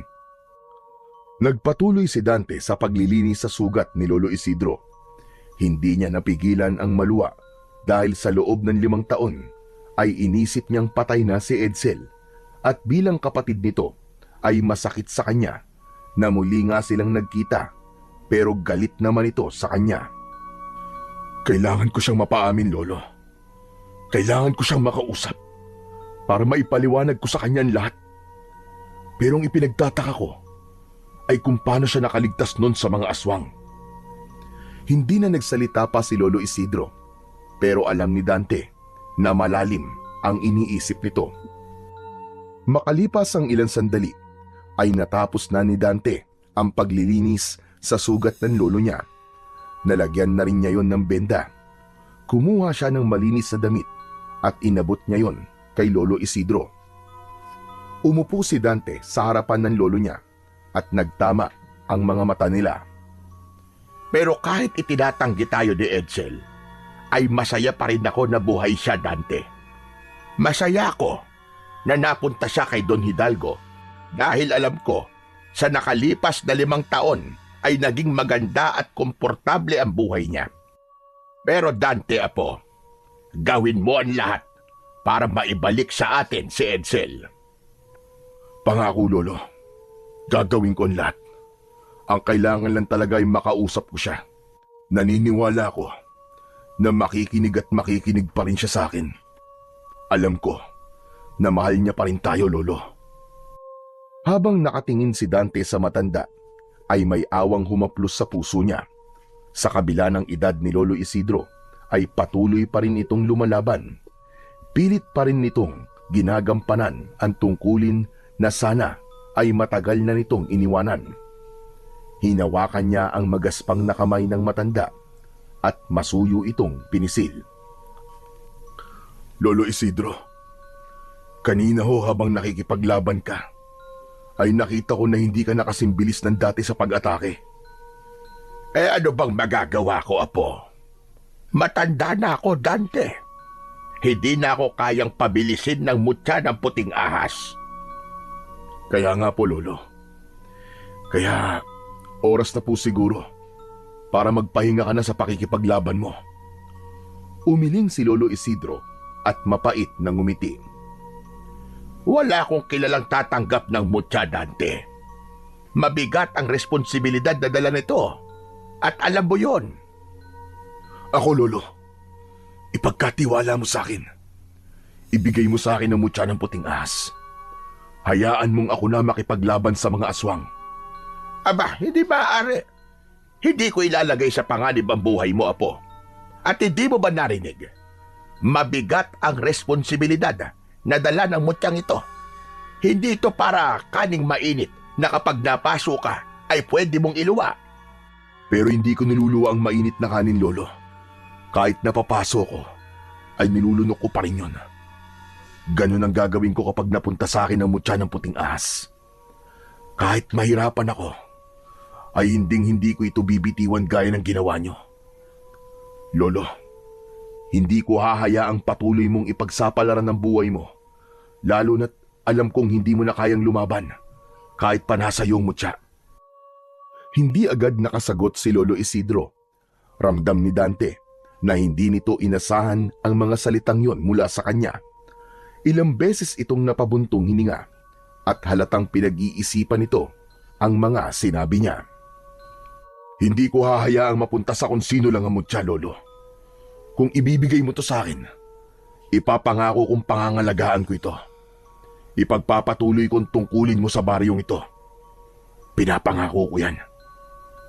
Apo, kung desidido ka talaga sa bagay na yan, sige, pumapayag na ako. Sa tingin ko ay tama ka. Mas lalo lamang mapapahamak ang baryo natin kung kagaya ko ang hahawak ng mutya ng puting ahas. Tama ka. Oras na siguro para magkaroon ng bagong tagapagtanggol ang baryo natin laban sa mga aswang. Napangiti si Dante sa sinabi ni Lolo Isidro. Ngunit sa likod ng ngiting yon ay alam niyang isang mabigat na tungkulin ang tinanggap niya. Alam niyang hindi na magiging katulad ng dati ang buhay niya, pero wala na siyang pakialam. Ang mahalaga ay makakapagpahinga na si Lolo Isidro sa pakikipaglaban sa mga aswang. Isang gabi na bilog ang buwan ay nagtungo sina Dante at Lolo Isidro sa likod ng bahay upang gawin ang ritual ng pagpapasa ng mutya ng puting ahas. Nagsindi ng mga kandila si Lolo Isidro at ipinwesto niya ito ng pabilog at tumayo silang dalawa sa gitna ng mga kandila. May hawak si Lolo Isidro ng isang mangkok na may lamang pinaghalong langis at dugo ng ahas. Dante, apo, bago natin simulan ang ritual, kailangan mong maunawaan ang bigat ng desisyong ito. Kapag hindi ka tinanggap ng mutya, maaaring manganib ang buhay mo. At kung hindi kayanin ng katawan mo ang kapangyarihan nito, ay may posibilidad na ikaw mismo ang magiging biktima ng lakas na dala nito. Opo, Naiintindihan ko po, Lolo Isidro. Ang mutya ng puting ahas ay hindi lang basta nagbibigay ng lakas at bilis. Ibinibigay rin ito ang kakayahan ng isang ahas. Patatalasin ito yung paningin at pandinig. Huwag mo rin kalilimutan na hanggat nasa iyo ang mutya, ay hindi mo na mababawi ang normal mong buhay. Hindi kita tinatakot, bagkus ito ay isang paalaala at babala. Ngayon, handa ka naman tanggapin ang mutya ng puting ahas at ang responsibilidad na kalakip nito. Opo, Lolo Isidro. Buong puso ko pong tinatanggap ang mutya ng puting ahas at ang responsibilidad na dala nito. Dinasalan na ni Lolo Isidro ang mangkok na naglalaman ng pinaghalong langis at dugo ng ahas. Matapos yun, ay inilubog nito roon ang hintuturo nito gamit ang langis at dugo ng ahas. At may isinulat itong mga simbolo sa noo ni Dante gamit ang hintuturo nito. Muli itong umusal ng mga dasal. Sa pagkakataon na yon, ay nagsimulang lumakas ang ihip ng hangin sa paligid nila. Ang apoy sa mga kandila ay gumalaw na parabang nagsasayaw ang mga yon. Ibinaba ni Lolo Isidro sa lupa ang mangkok at hinubad nito ang mutya ng puting ahas. Ipinagkakatiwala ko na sa iyo ang mutya ng puting ahas, Dante. Simula ngayon, ikaw na ang tagapangalaga nito. Maingat na isinuot ni Lolo Isidro ang mutya sa leeg ni Dante. Matapos yun, ay isang matinding enerhiya ang dumaloy sa katawan ni Dante. Nanlaki ang mga mata niya nang maramdaman niya ang mainit na paggapang ng enerhiya sa kanyang mga ugat. Napahawak siya sa kanyang dibdib habang nilulukob ng matinding kirot ang buong katawan niya. Parang may nagbabagang apoy na pumapasok sa bawat himaymay ng kanyang mga laman. Napaluhod siya sa lupa habang pilit na kinokontrol ang lakas ng mutya. Dante, labanan mo! Ikaw ang dapat na kumontrol sa mutya at hindi ikaw ang dapat niyang kontrolin. Mariin na naikuyom ni Dante ang kanyang mga kamay habang pilit niyang kinokontrol ang kapangyarihang nagwawala sa loob niya. Pakiramdam niya ay sasabog ang kanyang katawan. Ilang sandali pa ay unti-unting humupa ang matinding enerhiya na nagwawala sa loob ng kanyang katawan. Nagsimulang bumalik sa normal ang kanyang paghinga at ang tibok ng kanyang puso.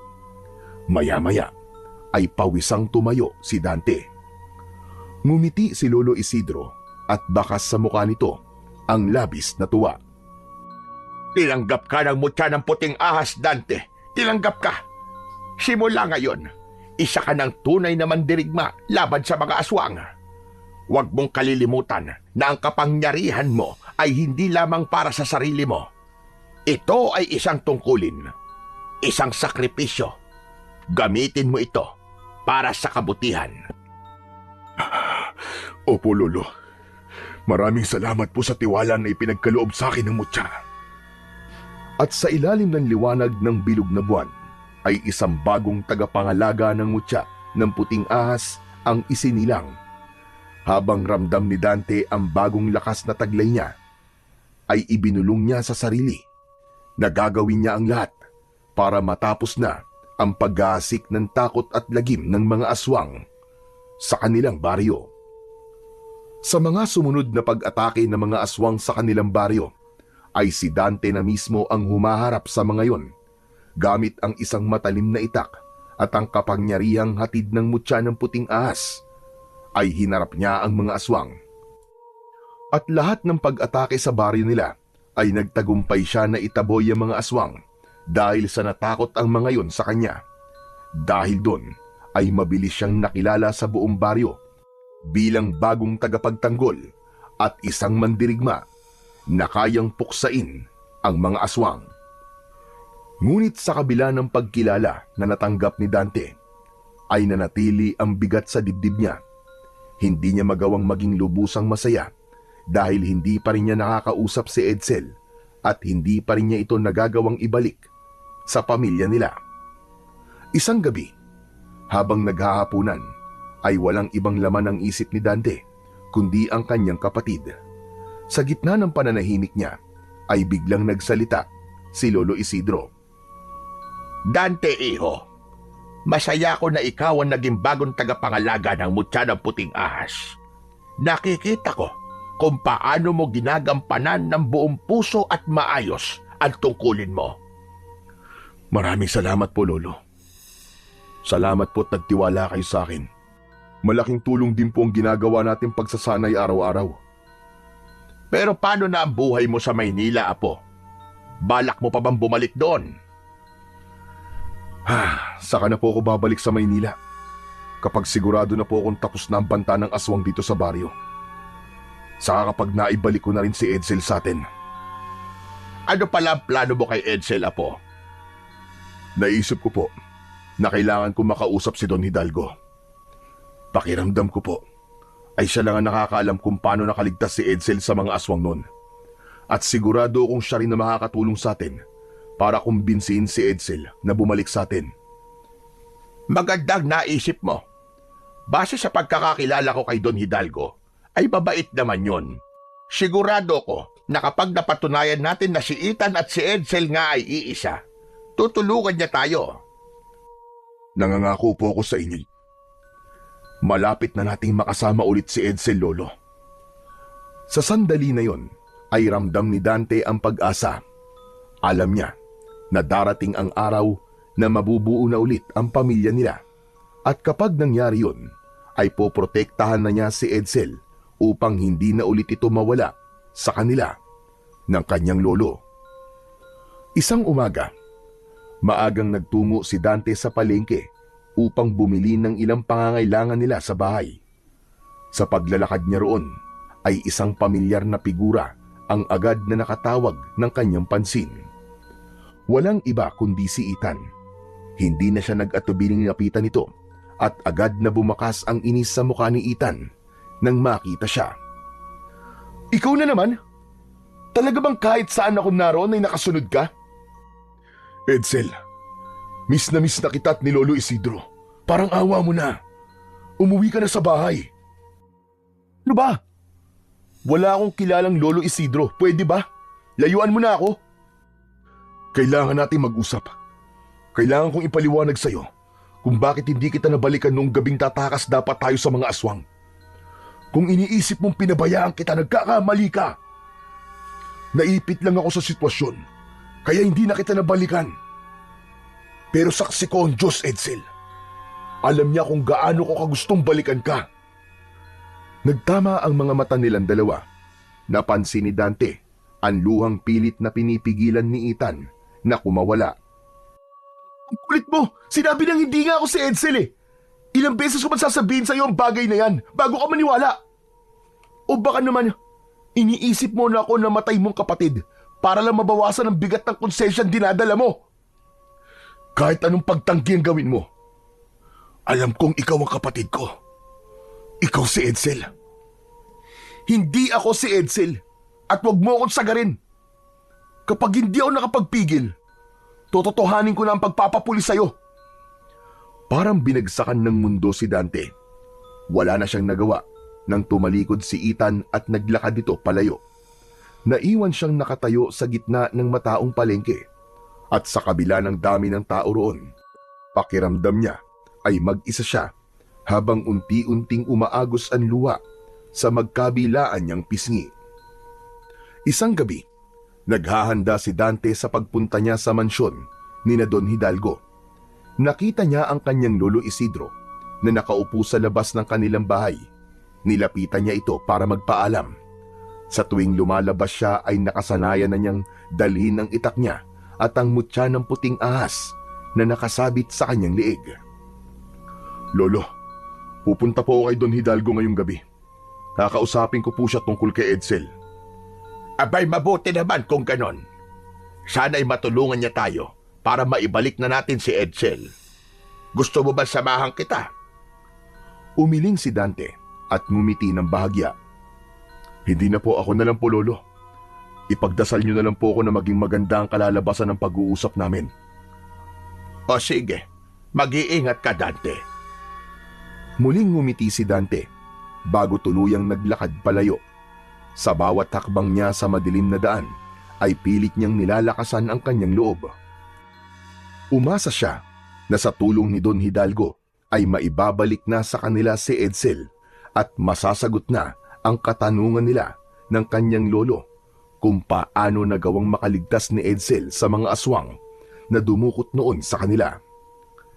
Hindi nagtagal ay narating na ni Dante ang mataas na gate ng mansyon ni Don Hidalgo. Huminto siya roon at huminga ng malalim. Sa kabila ng kaba, alam niyang hindi siya maaaring umatras. Kailangan makausap niya ang mayamang lalaki upang malaman ang katotohanan tungkol kay Edsel. Maya-maya pa ay lumapit ang isang matikas na gwardya habang hawak ang isang batuta. Tinignan nito si Dante at bago pa man siya makapagsalita ay naunahan na siya nito. Ang bira! Ikaw na naman! Ikaw yun ang gulo noon sa welcome party ni Sir Ethan ah! Pasensya na sa nangyari noon, kaibigan. Wala akong intensyong manggulo at wala rin akong balak na manggulo ngayon. Kaya ako na parito. Eh bakit ka ba nandito? Ano ba kailangan mo? Kailangan ko lang makausap si Don Hidalgo. May importante akong sasabihin sa kanya, kaibigan. Nandito ba siya ngayon? Oo, nandito si Don Hidalgo. Pero hindi mo siya basta-basta pwedeng kausapin. Hindi lahat ng gustong kumausap sa kanya ay pinapayagan na makausap siya. Parang awa mo na, kaibigan, oh. Kailangan ko lang talaga siya makausap kahit sandali lang. Hindi nga pwede, ang kulit mo naman eh. Bumalik ka na lang kung may appointment ka. Huwag ka naman makulit ha.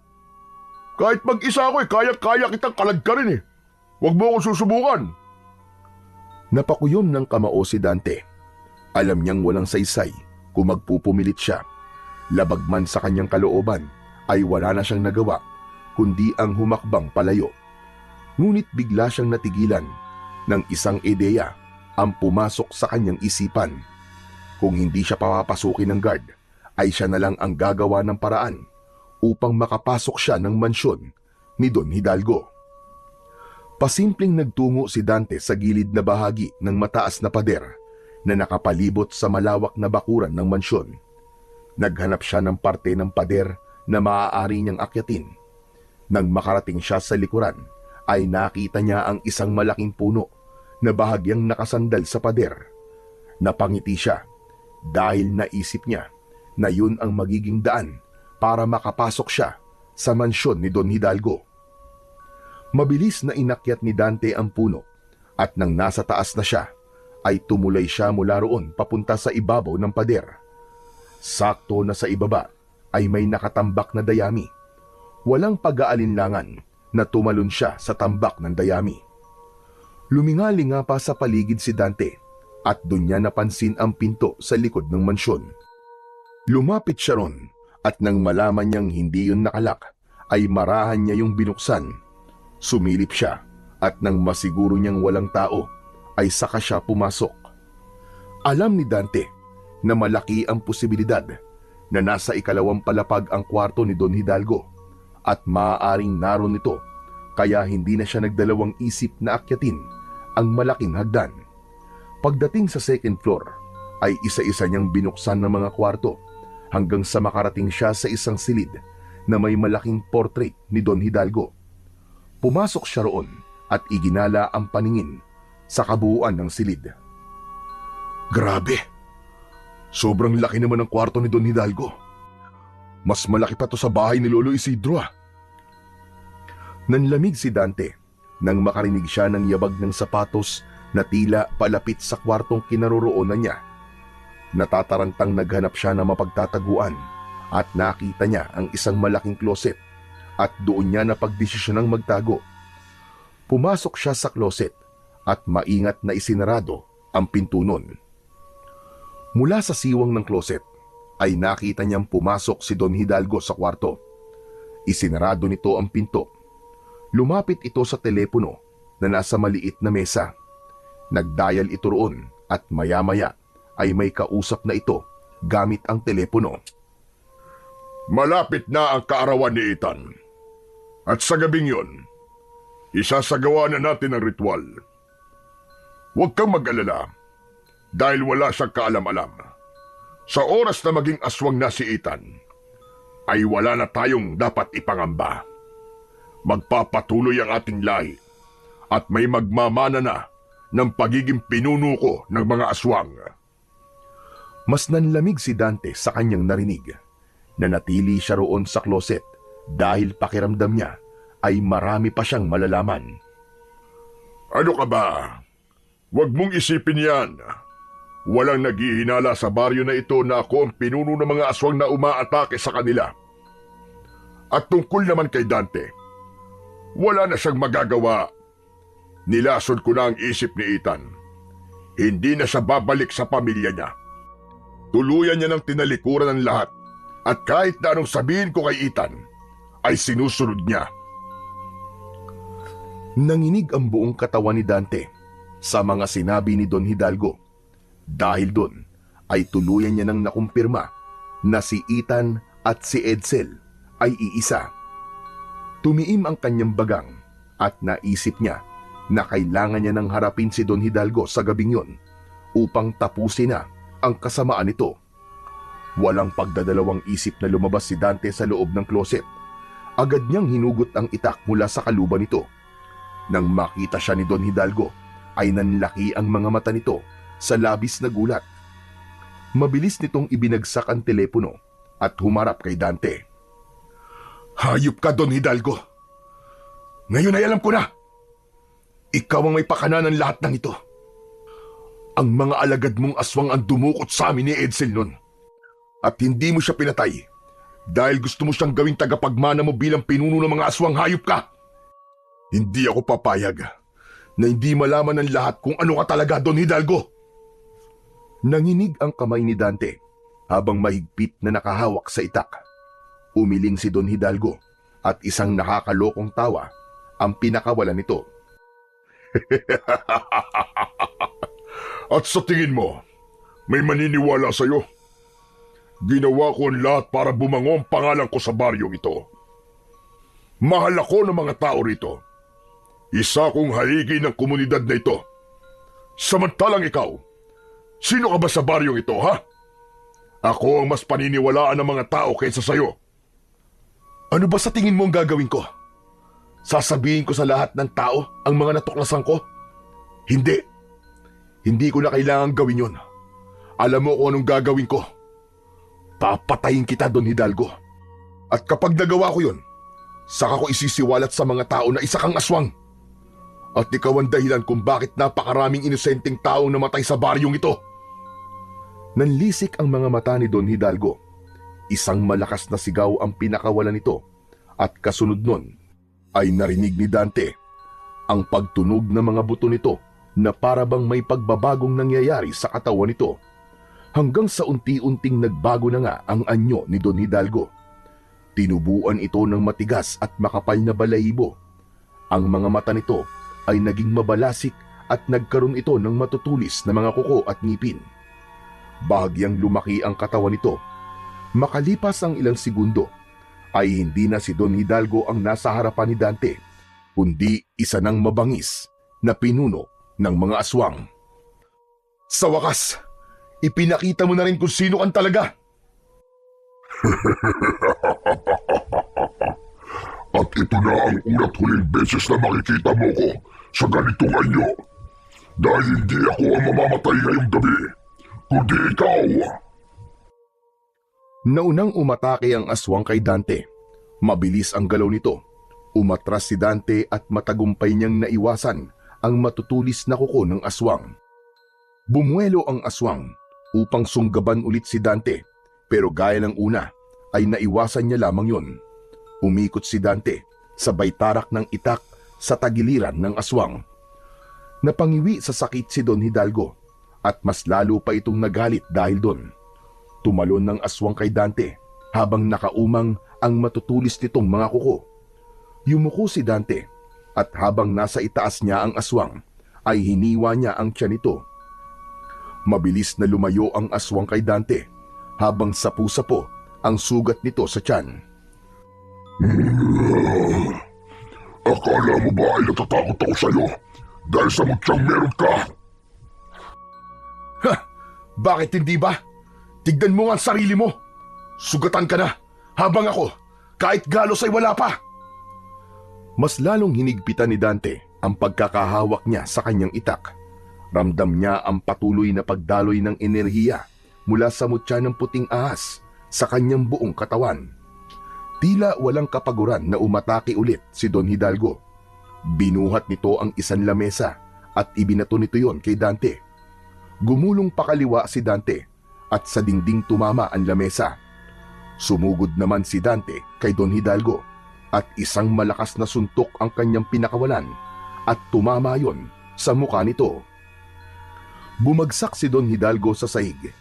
Hinila ni Dante sa braso ang aswang at nang makatayo ito ay pumwesto siya sa likod nito at niyakap niya ang braso niya sa leeg ng aswang habang ang matulis na dulo ng itak ay nakatusok sa tagiliran nito. O ano ngayon? Ngayon mo sabihin na ako mamamatay ngayong gabi at hindi ikaw? Nagpumigla si Don Hidalgo. Nagpumilit itong makawala mula kay Dante. Pero dahil sa lakas na taglay niya, ay wala itong laban sa kanya, kahit ito pa ang pinuno ng mga aswang. Hanggang sa biglang bumukas ang pinto, sabay na napatingin sina Dante at Don Hidalgo nang pumasok si Ethan, o mas tamang sabihin na natin na si Edsel. May hawak itong baril na nakatutok sa kanila. Humakbang si Edsel at huminto ilang dipaan layo kina Dante at Don Hidalgo. Hindi nito inalis ang pagkakatutok ng baril sa kanila. Ethan! Ethan, anak ko! Alam mong hindi yan ang pangalan ko.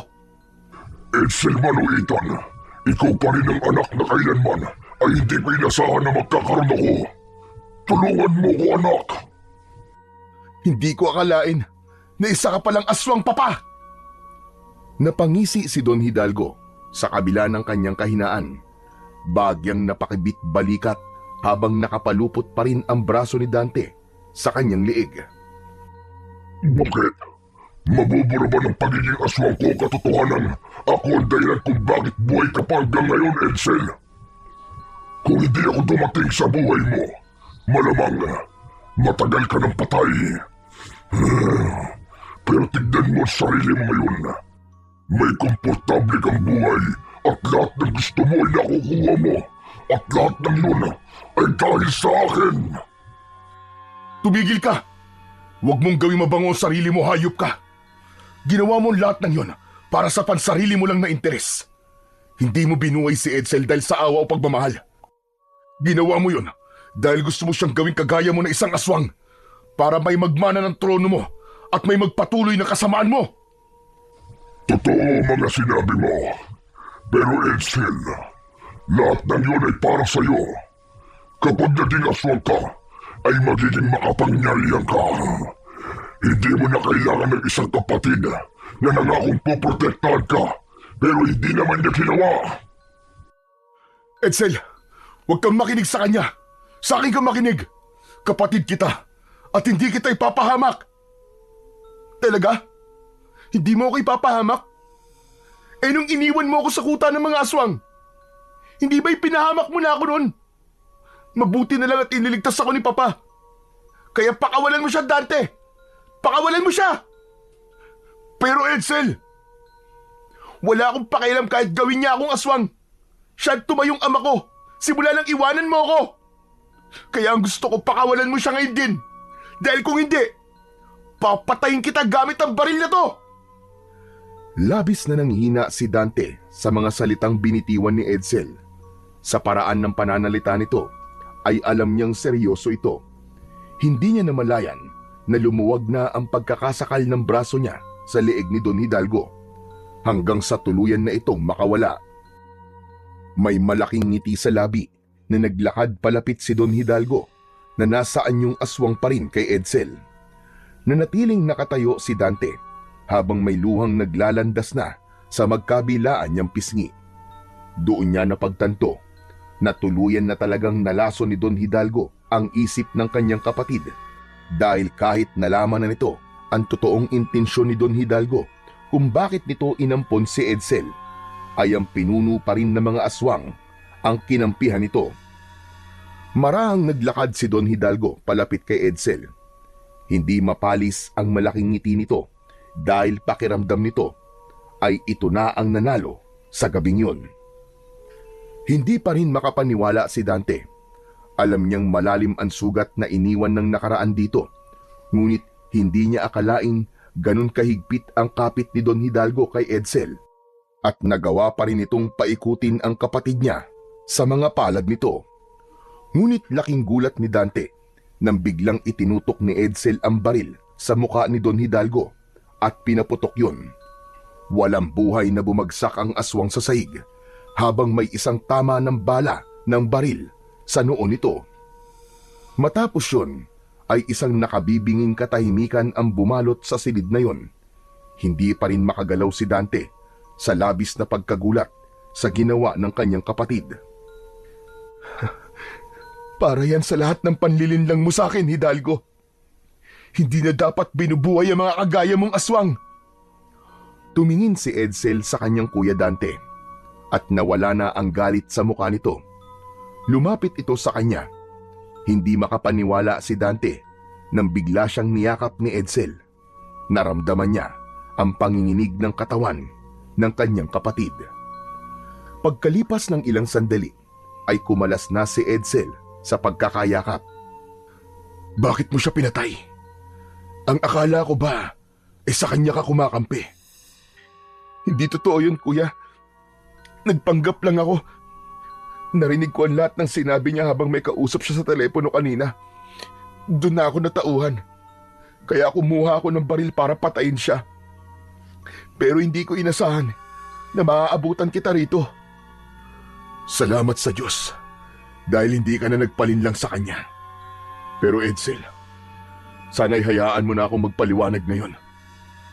Hindi na kailangan, Kuya Dante. Naiintindihan ko na ang lahat. Alam mo nung nagkita tayo ulit, sobrang galit na galit ako sa'yo. Hindi ko matanggap na iniwanan mo ako nun sa kuta ng mga aswang. Pero matapos kong marinig mismo kay Don Hidalgo mga panlilinlang niya at totoo niyang dahilan kung bakit niya ako kunwaring iniligtas nun sa kuta ng mga aswang, ay doon ko na naintindihan ang lahat, kuya. Naniniwala ako na gusto mo akong balikan nun, kuya. Kaya lang, nung panahon na nagkita tayo uli, ay may galit pa ako nun sa puso kaya tinatanggi ko na ako nga si Edsel. Kaya kuya, patawarin mo ako, ha? Hindi na napigilan pa ni Dante ang sarili at nang dahil sa labis na kasiyahan ay muli niyang niyakap ang kanyang kapatid. Nagkaiyakan na silang dalawa dahil alam ni Dante na gaya ni Edsel ay hindi rin ito inasahan na mangyayari pa ang tagpong yun. Kuya Dante, gusto ko nang umuwi. Oo, Edsel, uuwi na tayo. Siguradong matutuwa si Lolo Isidro kapag nalaman niyang makukumpleto na ulit tayo. Habang nakayakap si Dante kay Edsel, ay walang paglagyan ang saya sa kanyang puso. Dahil hindi lang nila nabigyan ng wakas ang kasamaan ni Don Hidalgo, kundi nabawi na rin niya rito ang kanyang nakababatang kapatid na noon ay inakala niya na tuluyan nang nawala sa kanya. Nang mabalitaan ng buong baryo ang pagkamatay ni Don Hidalgo, ay nalaman na rin ng mga ito na ito pala ang pinuno ng mga aswang na matagal nang sumasalakay sa kanilang lugar. Sa pagkawala ni Don Hidalgo, ay natigil na rin ang mga pag-atake ng aswang at muling bumalik ang katahimikan sa baryo ni Dante. Sa kabila ng lahat, ay nanatili pa rin kay Dante ang mutya ng puting ahas dahil naniniwala siya na hindi pa tapos ang pakikipaglaban niya sa mga kampon ng kadiliman. Matapos ang lahat, ay nilisan ni Dante at Edsel at Lolo Isidro ang baryo at nanirahan sila sa Maynila upang magsimula ng panibagong buhay. Doon nga ay naibigay na ni Dante sa kanyang kapatid at Lolo Isidro ang pangarap niyang maginhawang buhay para sa mga ito. Sa paglipas ng mga taon, ay mas lalo pang tumibay ang pagsasama ni Dante at Edsel bilang magkapatid. Paminsan-minsan, bumabalik sila sa baryo upang magbakasyon at alalahanin ang lahat ng mga pinagdaanan nila noon. Alam ni Dante na hindi nila maaaring tuluyang talikuran ang lugar na yon dahil doon siya nagsimulang mangarap, hindi lang para sa kanyang sarili, kundi para rin sa dalawang pinakaimportanteng tao sa kanyang buhay.